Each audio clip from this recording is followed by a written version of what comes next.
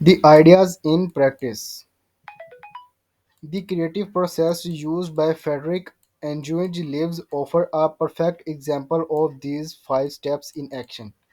First, Lives gathered a new material. He spent 2 years working as a printer appearances and then 4 years running the photographic laboratory at Cornell University. This experience gave him a lot of material to draw upon and make associations between photography and printing.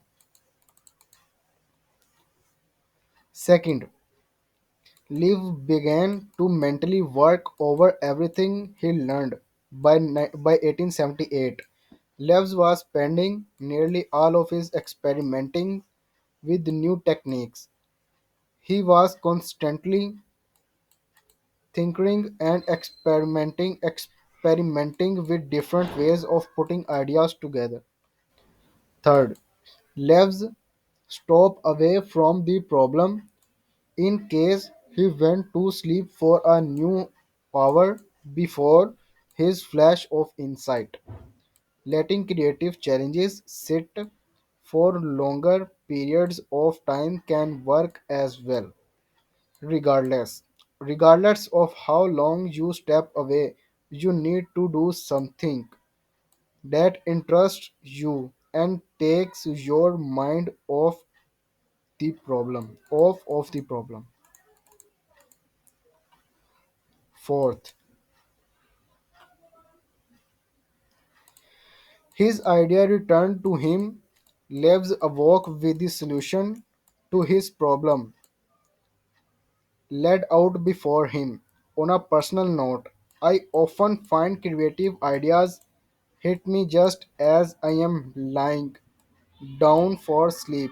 Once I gave my brain permission to stop working for the day, the solution appears easily. Finally, Leves continues to revise his idea for years. In fact, he improved so many aspects of the process he filed a second patent. This is a critical point and is often workload.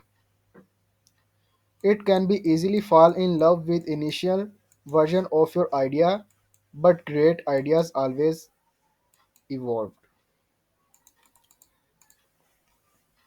The creative process in short.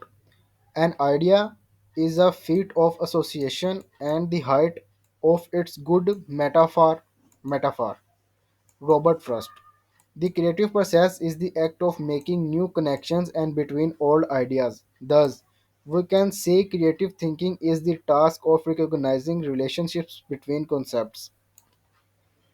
One way to approach creative challenges is by following the five-step processes of 1. Gathering material. 2.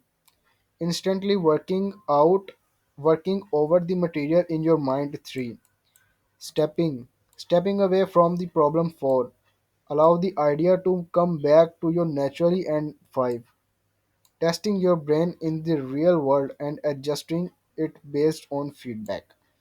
Being creative is isn't being creative isn't being creative isn't about being the first or only person to think of an idea.